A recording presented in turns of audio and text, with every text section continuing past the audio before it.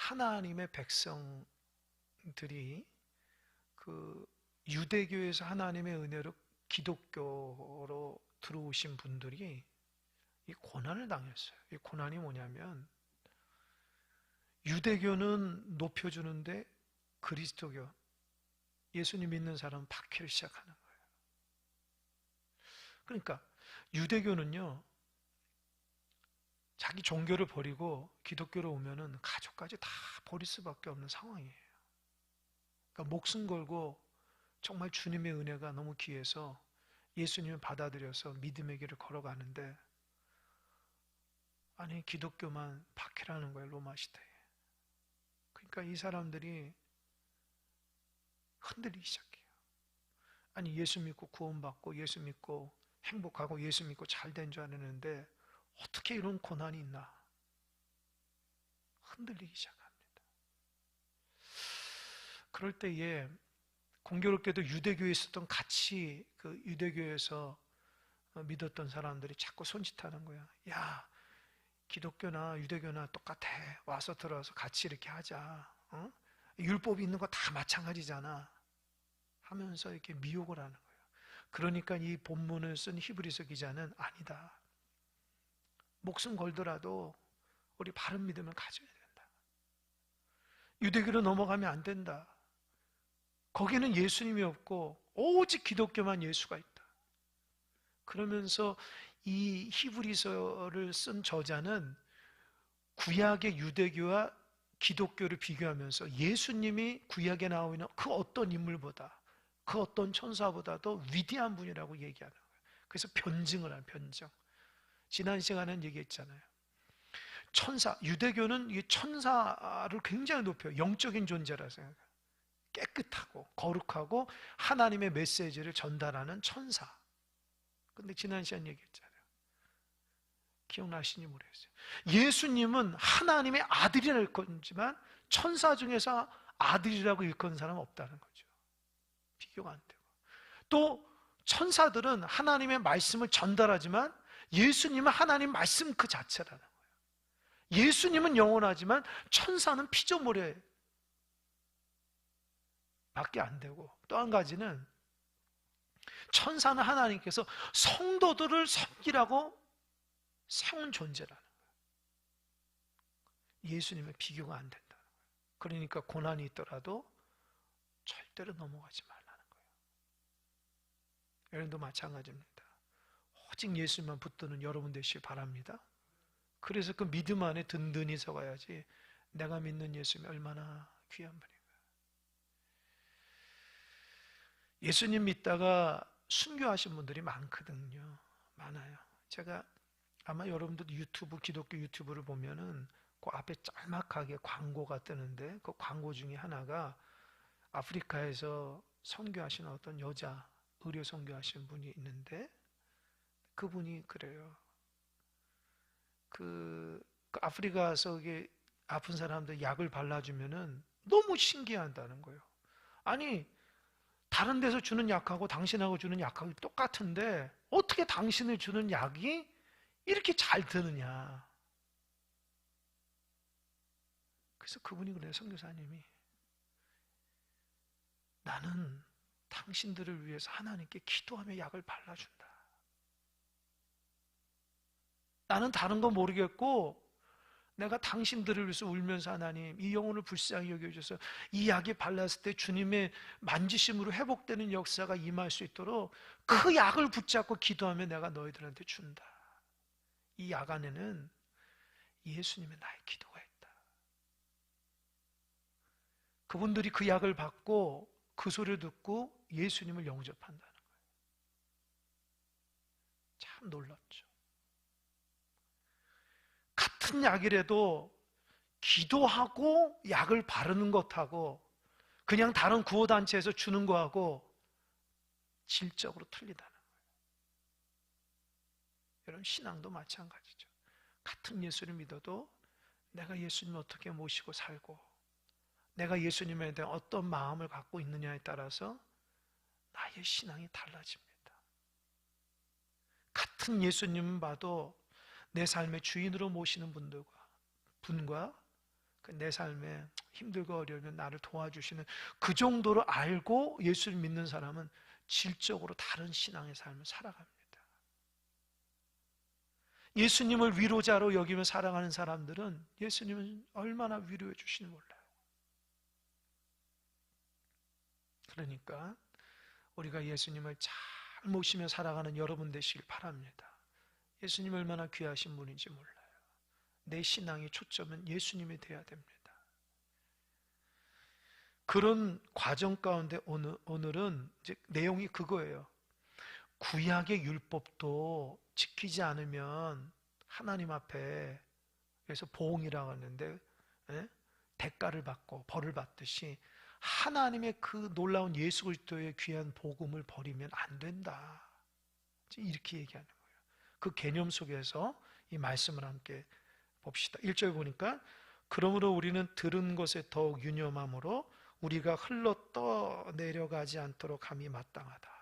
그러니까 들은 것이 뭐예요? 아까 말한 것처럼 천사하고 예수님은 질적으로 다르고 예수님을 온전히 믿어야지 구원의 역사가 있으며 예수님이 진정한 하나님이라는 걸 믿고 살아야지 그 복음으로 하여금 우리가 구원받을 수 있다는 이 말씀을 어떻게 해요? 유념해서 듣는 거예요. 유념해서 듣는다는 건 뭐예요? 마음으로 듣고 잘 듣는 거예요. 여러분, 복음을 잘 들어야 돼요. 복음을 잘 들으면 그 복음으로써 우리에게 생명의 역사가 일어난다는 거예요. 근데 그 잘 듣고 어떻게 해요? 흘러 떠내려가는, 그게 뭐예요? 유대교에서 기독교가 고난이 있다고 유대교에서 일로 오라고 평안한 데로 가려고 하고 복음을 버리고 그냥 옛날로 돌아가려고 하는 그런 흘러내려가는 세상 풍조에 떠내려가지 말라는 거예요. 오직 예수님만 딱 붙들고 살아가는 거예요. 아멘. 우리가 복음만 딱 붙들고 살아가시기 바랍니다. 제가 말씀을 준비하다가 예화를 하나 봤는데요, 그 예화가 이런 내용이에요. 이 영국의 종교개혁자 윌리엄 딘테일이라는 사람이 있대요. 근데 이 사람이 1535년에 화형 불에 태워서 순교를 했대요. 근데 이 사람은 왜 순교를 했냐? 하나님의 말씀을 영어로 번역했다는 이유만으로 체포됐다는 거예요. 이게 무슨 이해가 됩니까? 옛날에는 하나님의 말씀을 너무 신성시해서 저처럼 목회자나 성직자만 하나님 말씀을 전하고 성경을 보는 거지 일반 성도한테는 전해지지가 않은 거예요. 그러니까 그 당시에는 하나님의 말씀의 권위가 이만큼 있어서 성직자가 얘기하면 그냥 다 100% 되는 거예요. 그런데 이 딘테일이라는 종교개혁자는 하나님께서 어떻게 성직자만 말씀을 주냐, 우리도 그 말씀을 볼 수 있게 해달라 그래서 그 말씀을 히브리어 헬라어에 있는 것을 영어로 번역하려고 했는데 그게 신성모독이라 해서 불에 태워 죽였다는 거예요. 투옥시켰대요. 근데 이 딘테일이라는 사람이 워낙 학문적으로 뛰어난 사람이라서 영국 법정에서 이 사람을 당신이 이거 잘못했다면 풀어주겠다 이렇게 얘기했대요. 그래서 지금이라도 성경 번역을 중단해라, 그렇게 하는 것은 잘못된 것이라고 한마디만 해달라, 그러면 당신의 사형을 취소하고 석방시켜주겠다 라고 했더니만 이 딘테일이라는 종교개혁자 이렇게 얘기했대요.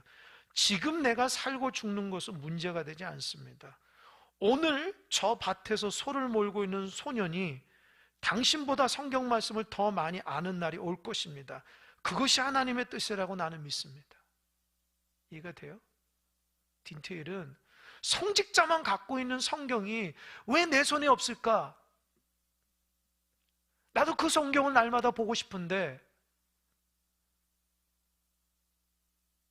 그 당시에는 성경이 너무 아주 거룩하다 해서 일반 사람도 만지지도 못하고 일반 사람만이 못하고 성직자만 전하게 됐는데, 그래서 영어로 번역했다는 이유만으로 죽을 직전이 있는데 그가 꿈꾸는 하나님의 나라는 어때요? 누구든지 다 하나님의 말씀을 날마다 읽고 그 말씀대로 살고 그 말씀을 통해서 하나님의 은혜를 받기 원한다. 그가 꿈꾸는 것이 하나님과 날마다 말씀을 갖고 살기로 원한다. 그래서 나는 죽어도 괜찮아. 죽음이 두렵지 않는다는 거예요. 그래서 결국 화형이 처했는데 이 화형이 불을 태워서 죽일 때 그 사람이 마지막 하나님 앞에 기도했다는 거예요. 주여 왕의 눈을 열어 주소서. 하늘나라에 이르는 길은 이 길밖에 없음을 알게 하소서. 왕의 눈이라고 하는 것은 자기를 불에 태운 왕의 눈을 열어달라는 거예요. 하늘나라에 이르는 길은 이 밖에, 오직 모든 사람들이 말씀을 날마다 보고 그 말씀 가운데 예수님 알고 구원의 길을 열어가야지, 성직자가 예수님 같은 존재가 아니라 오직 예수님을 모든 사람들이 날마다 경험하게 해달라고 그 기도를 했다는. 그래서 결국 죽었어요. 그런데요, 그 딘테일이 불에 태워 죽을 때에 그 기도가 응답됐어요. 사실 그 윌리엄 딘테일을 태운 사람이 헨리 팔세인데, 헨리 팔세가 나중에 영어로 성경을 번역해서 다 보급했대요. 할렐루야? 할렐루야? 이해가 되십니까? 딘테일의 기도가 응답된 거예요. 자, 죽음 직전에 하나님 앞에 간절한 왕의 눈을 열어서 오직 말씀을 누구든지 다 볼 수 있는, 그래서 예수님 만나는 구원의 길을 열어 기도했는데 그 기도를 하나님 응답해 주셨다는 거예요. 그래서 헨리 파사가 감동을 받고 하나님의 은혜로 진짜 영어를 번역해서 다 보급했다는 거 아닙니까? 여기서 깨닫는 게 뭘까요? 세상의 흐름 따라 살아가면 안 돼요. 진짜 그것이 예수 그리스도가 복음이라면은 죽음을 두려워하지 않고 그 하나님 앞에 진리대로 살아가면 하나님의 그의 기도 응답하는 줄 믿으시기 바랍니다. 저는 우리 주님만이 구원이라는 걸 믿습니다. 저는 우리 교회가 예수로 바로 서고 예수로 인해서 하나가 되고 예수님을 통해서 하나님 나라를 꿈꾸고 예수님 통해서 모든 성도들이 은혜 받으며 정말 하나님의 영광이 드러나는 교회가 될 줄 믿습니다. 왜요? 예수님의 교회이기 때문입니다. 우리는 예수님만 바라보는 사람이잖아요. 참, 이 말씀을 예하를 묵상하면서 흘러 떠내려가지 않도록 함이 마땅하다 라는 마음을 마음에 새기게 됐습니다. 여러분도 그냥 어영부영 사지 마시고 세상이 이렇기 때문에 나도 이렇다가 아니라 진짜 복음대로 살아가는 여러분 되시길 바랍니다. 2절에서 이렇게 얘기합니다. 천사를 통하여 하신 말씀이 견고하게 되어 모든 범죄함과 순종하지 아니함이 공정한 보응을 받았거든. 이게 뭐예요? 천사들을 통해서 하나님이 말씀하신 것도 견고해서 모든 사람이 그 말씀대로 살아가야 되는데, 만약 그 말씀을 어기는 범죄함이나 하나님 말씀을 순종하지 않으면 공정한 보응이 뭐예요? 그 말씀에 합당한 벌을 받는다는 거예요. 여러분, 이스라엘 백성도 구약에서 보면 어때요? 하나님 말씀 듣지 않아서 벌 받았잖아요. 그죠? 그러니까 이 성경 저자가 얘기하는 거예요. 구약의 율법도 말씀대로 살지 않으면 벌을 받았는데 하물며 하나님의 귀한 예수 그리스도의 생명의 말씀을 어기면 되겠느냐, 버리면 되겠느냐, 이 말씀이에요. 사도행전 7장에 보면 이런 얘기가 있어요. 너희는 천사가 전한 율법을 받고도 지키지 아니함, 이렇게 얘기해요. 그때 이제 7장에서는 스데반 그 집사님이 이제 그 죽음 직전에 얘기하는 건데요. 이제 그 스데반 집사님이 이게 성경을 쭉 과거의 역사를 쭉 풀어가면서 천사로부터 전한 율법, 이게 뭐냐면 천사를 통해, 하나님께서 천사를 통해서 모세에게 율법을 줬다는 거죠. 그런데 그 율법이 지금 유대교 모든, 구약의 모든 백성들에게 그 율법대로 살아가는데, 그 율법의 말씀이 우리가 아는 것처럼 여러분, 제가 여러 번 얘기했는데 여러분 뭐 귀담아 들은지 모르겠어요. 여러분, 하나님의 그 율법의 말씀 몇 가지죠? 율법이, 성경에 나와 있는 율법이 몇 가지입니까? 기억하시는지 모르겠어요. 이거는 기본적으로 성도 알면 613가지입니다. 613가지. 그러니까 뭐뭐 하라, 뭐뭐 하지 말라가 613가지. 그러니까 구약에서 말씀하고 있는 하나님의 뭐뭐 하라와 하지 말라. 하지 말라가 365, 하라가 248이에요. 그러니까 613가지의 율법을 지켜야지만 되는데, 율법이 특징이 있다고 그랬어요. 무슨 특징이 있냐? 율법은 내가 612가지를 지키고 한 가지를 지키지 않았잖아요. 그 율법 어긴 거예요. 이해가 되시죠? 율법은 한 가지만 어겨도 범법자라고 얘기해요. 그러니까 율법으로는 절대로 그 의를 이룰 수 없다는 거죠. 그러니까 사도 바울이 정말 율법의 사람이 되어서 진짜 열심히 말씀을 했지만, 사도 바울이 이 골로새서 얘기하는 부분이 있어요. 자기가 율법을 다 지키려고 했지만 지키지 못한 게 뭐냐? 이 내면의 법칙, 탐심하지 말라. 거기서 걸린 거예요. 겉으로는 다 지켰는데 내면에서 자기 안에 탐심하지 말라고 했는데, 탐심이 자기 안에 있음을 깨닫고 어떻게 했어요? 자기는 율법을 지킬 수 없다라는 걸 알게 된 거예요. 율법을 지키지 아니하면 범법자로서 그에 합당한 벌을 받는다고 분명히 하나님의 말씀에 율법은 나와 있습니다. 그죠? 그러니까 유대교에서도 율법을 지키지 않으면 벌을 받는 거예요. 그런데 마찬가지죠. 3절, 우리가 이같이 큰 구원을 등한히 여기면 어찌 그 보응을 피하려? 이 구원은 처음에 주로 말씀하신 바여 들은 자들이 우리에게 확증한 바니. 여기에서 큰 구원이 뭐예요? 그냥 구원이 아니라 큰 구원. 그게 뭐예요? 예수님을 통해서 주시는 말씀이라는 거예요. 큰 구원. 그러면 천사가 준 그 율법은 뭐예요? 작은 구원이에요? 그런 의미는 아니겠죠. 하여튼 예수님이 주시는 메시지는 엄청난 큰 구원의 메시지거든요.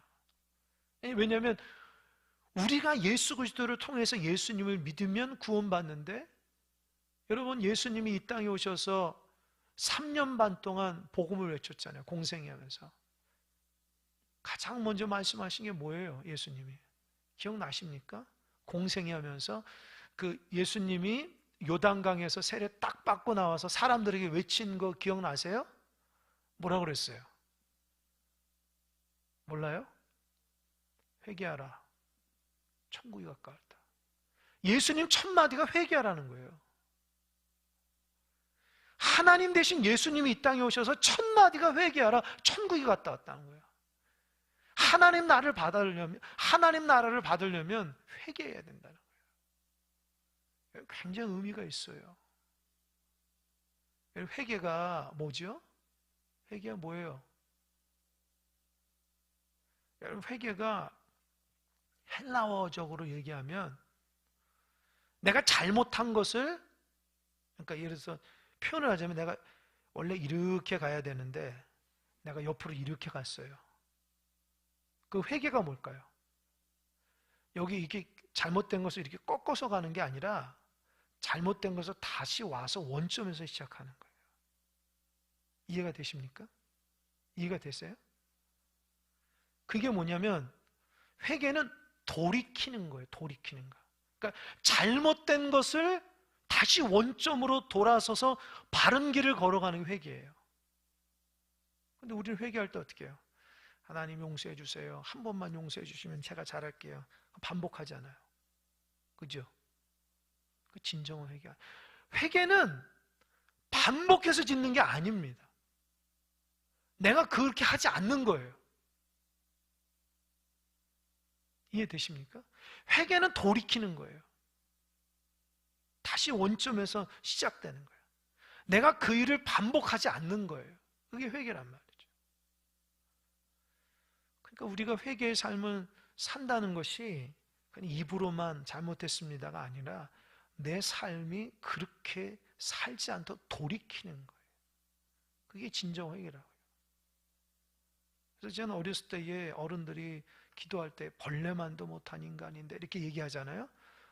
아니 내가 무슨 벌레도 아닌데 그래서 벌레만도 못하냐.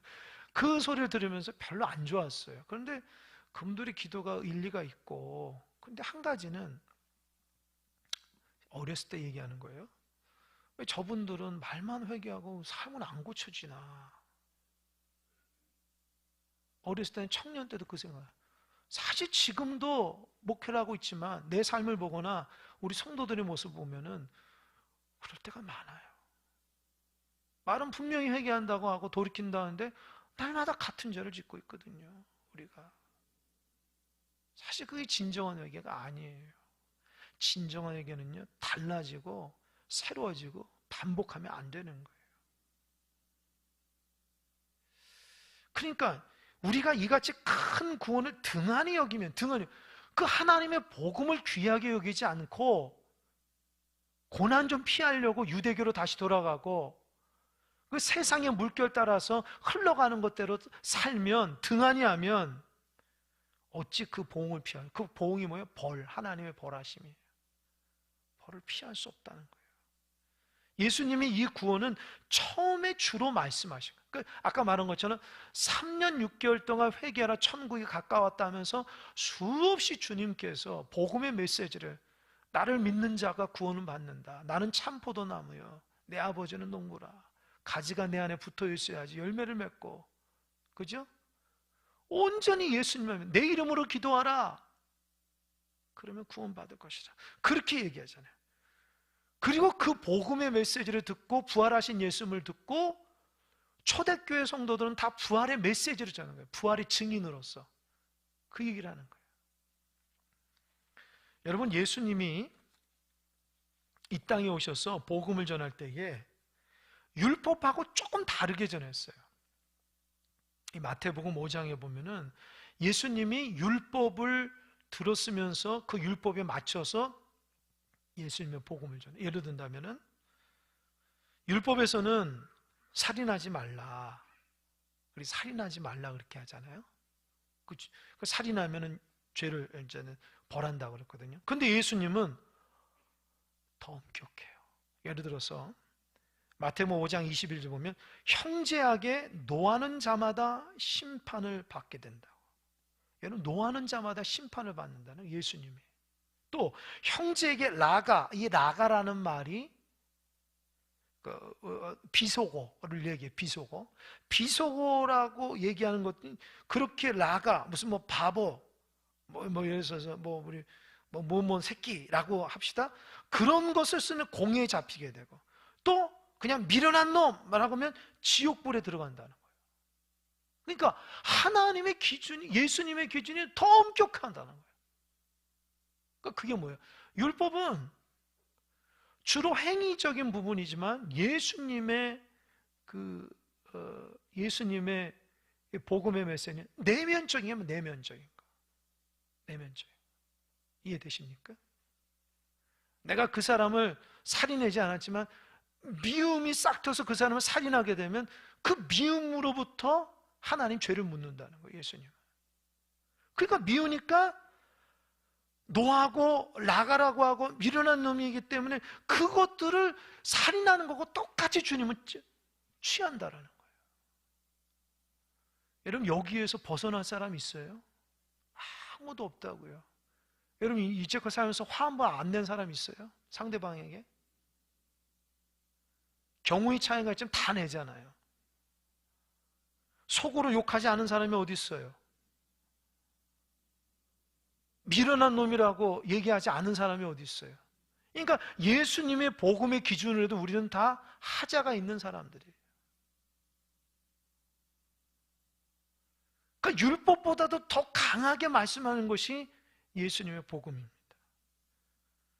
구약에서는 간음하지 말라, 그게 죄라고 하는데 쉽게 말해서 그냥 간음하지 말라. 예수님은 어떻게 해요? 여인을 보고 음욕을 품는 자마다 간음했다고 그래요. 여러분, 간음이라는 것은 어떤 행위가 들어가잖아요.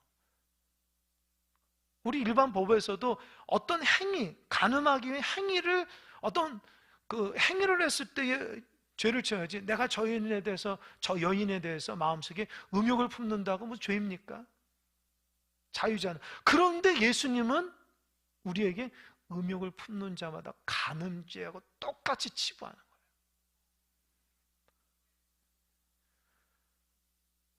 여러분 어떻게 생각하세요? 너무 엄격하지 않아요? 너무 엄격하지 않아요? 주님이 왜 그렇게 말씀하셨냐고요. 세 번째, 이웃을 사랑하고 원수를 미워하라가 율법에 써 있는 말이에요. 근데 예수님은 원수를 사랑하고 너를 박해하는 자를 위해서 뭐 하라고요? 기도하라고 그렇게 했어요. 그러니까 구약의 율법에는 자기하고 친한 사람은 사랑하고 원수 같은 사람은 미워해도 된다고 얘기해요. 율법은. 근데 예수님은 어떻게 해요? 원수를 사랑하고 너에게 박해하는 사람은 기도하라고 그래요. 차원이 달라요. 여러분 구약의 율법에는 친한 사람은 친하게 하고 원수 같은 사람은 미워하는 거 당연히 다 할 수 있어요. 근데 예수님은 원수를 사랑하라는 거예요. 여러분 그렇게 하실 수 있어요, 여러분? 못하잖아요, 우리가. 원수 사랑할 수 있어요, 여러분? 내 옆에 가까이 오는 것도 싫잖아요.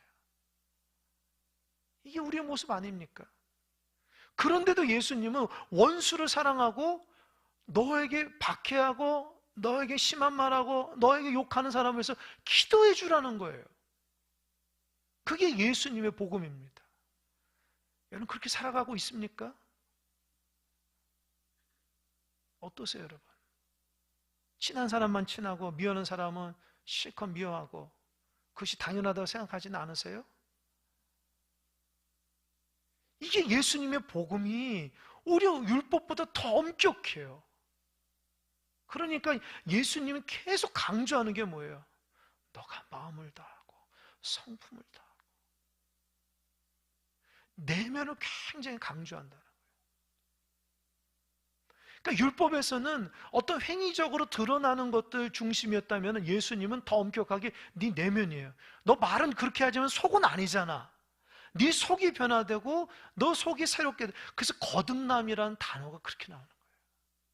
내가 내면이 바뀌지 않으면 평생을 율법으로 산다고 하지만 달라지지가 않는다는 거예요. 그렇게 달라지기 위해서는 어떻게 해요? 예수님은 내 삶의 주인으로 모셔야 됩니다. 여러분 마음속에 주인으로 모셔야 돼요.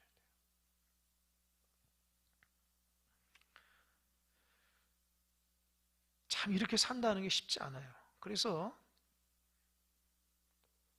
저는 하나님의 종이니까 성도들에게 이 말씀을 전하는 사람이잖아요. 그러면 저도 그렇고 우리 성도들이 이 말씀에 따라 살아가야 되는데 이 고민이 뭐냐? 어떻게 하면 성도들이 말씀대로 살아갈까? 어떻게 하면 좋을까요? 어떻게 하면 여러분이 말씀대로 살아갈 수 있을까요? 그것이 저의 고민이에요. 어떻게 하면 우리 성도들이 말씀에 부딪혀서 말씀 가운데 그대로 살아갈 수 있을까? 가장 좋은 것은 자꾸 가르치는 거예요. 가르치는 거예요. 이대로 살아십시오. 이대로 하십시오. 그런데 이런 말들이 받아들이지 않는 사람들도 있다는 거죠. 근데 구약에서는 1절에 보세요. 우리는 들은 것에 더욱 들은 것, 듣는 것, 이게 믿음의 첫걸음이에요. 듣는 것, 듣는 것을 유념하라는 거예요. 그런데 실제로 신앙생활하면 듣는 것은 되게 잘 듣는 것 같은데 사실 보면 제대로 안 들어요. 그것대로 여기서 들은다는 것은 그러니까 행위를 나타내는 단어예요. 그냥 귀로만 아니라 내가 삶도 그렇게 사는 것을 의미하는 거예요. 듣는다는 것은. 어려운 말로 지행합일이에요. 아는 것과 행동하는 것이 하나가 되는 단어가 들음이에요. 들음. 그냥 귀로만 듣는 게 아니거든요. 근데 우리가 그렇게 들을 때에 내 삶을 그렇게 변화시키기 위한 들음으로 안 듣고 너무 복음이 싸구려가 돼가지고, 그래서 소위 그런 얘기예요. 너무 값싼 구원이다. 성도도 하나님 말씀을 귀하게 여기지 않고 그건 자기만 구원받았다고 하고 그대로 살아가지 않아요. 그래서 소위 신학자들이 해서 값싼 구원이 되어버렸다. 주님의 말씀이 너무 싸구려가 되어버린 거예요. 그럼 어떻게 할까 여러분? 제가 그러다가 어느 글을 읽고 굉장히 마음에 깜짝 놀랐어요. 마음에 저도 이렇게 됐으면 좋겠어요. 우리가 여러분, 어린 왕자라는 글을 쓴 생텍쥐베리라는 사람 아십니까? 뭐 어른들은 그 사람이 누군지 잘 모르겠지만 하여튼 그런 사람이 있어요. 그 사람이 이런 글을 썼어요. 잘 들어보세요. 당신이 배를 만들고 싶으면 사람들에게 목재를 가져오게 하고 일을 지시하고 일감을 나눠주는 일을 하지 마라. 대신 그들에게 저 넓고 끝없는 바다에 대한 동경심을 키워주라. 무슨 말인지 알겠습니까? 한 사람 정도 아멘이 나와야 되는데 아멘이 안 나와서 다시 한번 말씀드리겠습니다. 당신이 배를 만들고 싶으면 사람들에게 목재를 가져오게 하고 일을 지시하고 일감을 나눠주는 일을 하지 말라. 대신 그들에게 저 넓고 끝없는 바다에 대한 동경심을 키워주라. 그럼 사람들이 배를 만들 때에 이 좀 목재 좀 가져오시고 이거 못질 좀 하시고 그게 아니라 사람들에게 저 바다에 나가고 싶은 저 넓은 바다에 나가고 싶은 막 동경하게 해서 배를 만들도록 그런 동기부여를 하라는 거예요. 제가 이 글을 읽는데 나를 비롯한 우리 공동체 이랬으면 좋겠다. 동기부여가 됐으면 좋겠다. 수동적인 신앙인이 아니라 능동적으로 하나님 나라를 꿈꾸고 그 나라에 대한 소망을 품고 그 나라를 향해서 갈망하고 예배에 대한 갈망, 예배에 대한 소망, 기도를 통해서 하나님의 어떤 놀라운 축복을 받는 것에 대한 소망, 내 삶이 신앙생활을 통해서 변화되고 새로워지고 하나님의 사람으로 다듬어가는 것에 대한 꿈과 비전을 가졌으면 좋겠다.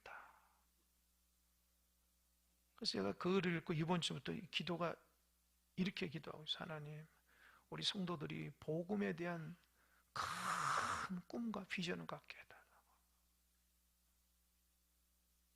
수동적으로 움직이는 것이 아니라 진짜 하나님 나라 환상을 보며 하나님 나라가 왔다. 예수님 그러죠. 너희 안에 하나님 나라는 어디 있습니까? 너희 안에 있느니라 그러잖아요. 우리 안에 하나님 나라가 임했다는 거예요. 그 하나님 나라를 좀 꿈꾸며 하나님 나라를 바라보며 그 나라를 소망하는 우리가 될 때에 누가 시켜서 하는 신앙이 아니라 내가 꿈꾸는 요셉같이 다니엘이 하나님의 어떤 환상과 꿈을 보며 다윗이 하나님의 고난 가운데서도 하나님의 나라를 소망하며 고난을 이겨냈듯이 그런 하나님의 사람이 될 수 있다는 겁니다. 여러분, 너무 우물한 개구리식의 신앙생활 하지 마시고 저 크고 넓은 하나님의 그 영적인 세계에 대한 소망을 갖고 나도 그 안에서 좀 영적인 자유로움과 기쁨과 감사와 좀 변화와 하나님의 귀한 일꾼으로 쓰임받고 우리 교회가 그런 하나님 쓰임받는 정말 하나님의 나라가 임하는 교회가 됐으면 좋겠다라고 여러분 꿈을 좀 꾸시고 비전을 갖는 여러분 되시길 바랍니다. 그런 교회가 되길 바랍니다. 뭘 하라 해서 한 거고 하기 싫으니까 안 하고 그런 어떤 1차원적인 모습이 아니라 이제 성도들이 내가 들은 복음, 내가 경험한 복음이 너무너무 소중해서 마라나타 주 예수의 오시옵소서 초대교회 때에 하나님 나라를 주님의 재림을 기대하며 그렇게 하나님의 기대감을 갖고 살아갔던 초대교회 성도들처럼 그럼 성숙한 꿈이 있는 성도가 됐으면 좋겠습니다. 그러면 반드시 배는 만들어질 거예요.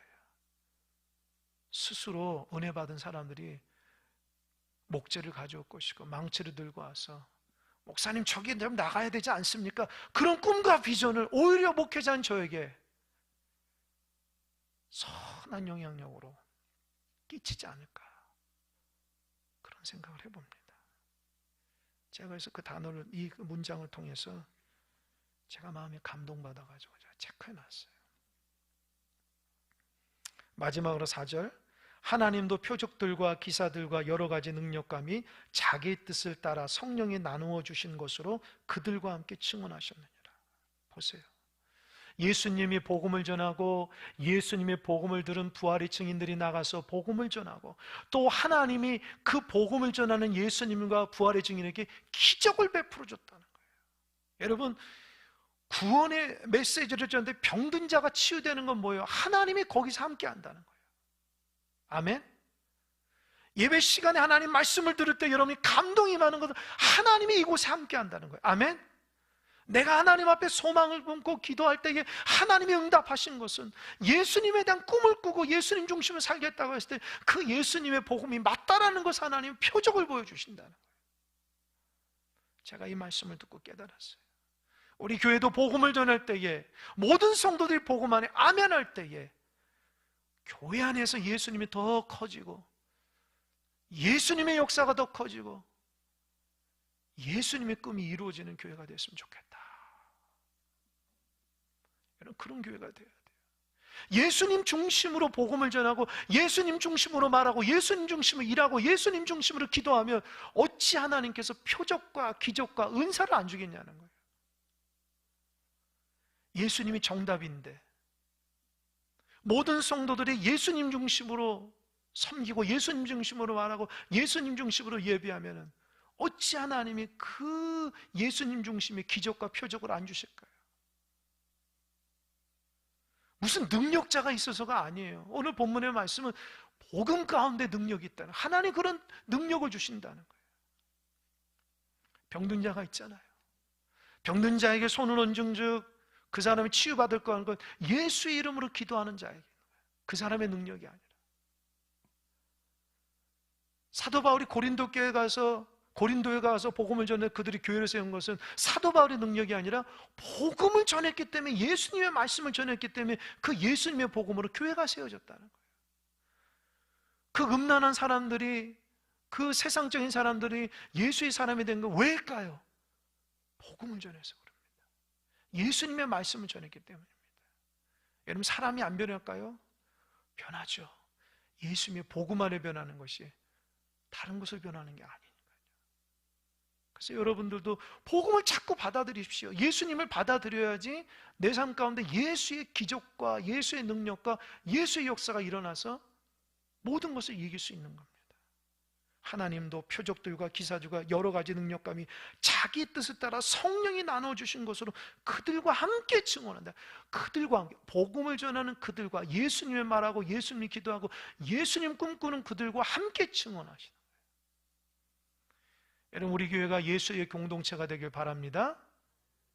예수의 목사, 예수의 장로님들, 예수의 권사님들, 예수의 집사님들, 예수의 어린아이들, 교회 학교. 그래서 교회가 예수님을 가득 차면 우리가 그렇게 바라는 행복하고 즐겁고 기쁨이 있고 은혜가 충만해서 정말 교회만 봐도 감격의 눈물과 기뻐서 천국 같은 그런 아름다운 교회가 이루어질 것입니다. 한두 사람의 노력이 아니라 우리 모두 다 예수님 중심이 돼야 돼요. 우리가 그 하나님 나라를 우리 큰사랑교회에서 이뤄내는 것이 하나님 우리에게 주신 숙제라고 저는 생각합니다. 여러분 하나님 갈 때 언제인지 몰라요. 하나님 언제 부르실지 모르지만 여러분 세대 때 우리 큰사랑교회가 하나님 나라가 이뤘으면 좋겠습니다. 하나님 주권이 임하고 하나님 안에서 뭐든지 주의 이름으로 역사가 일어나서 기적이 상식이 되는, 은혜가 상식, 기도하며 응답되는 그런 아름다운 교회가 되길 소망합니다. 기도하겠습니다.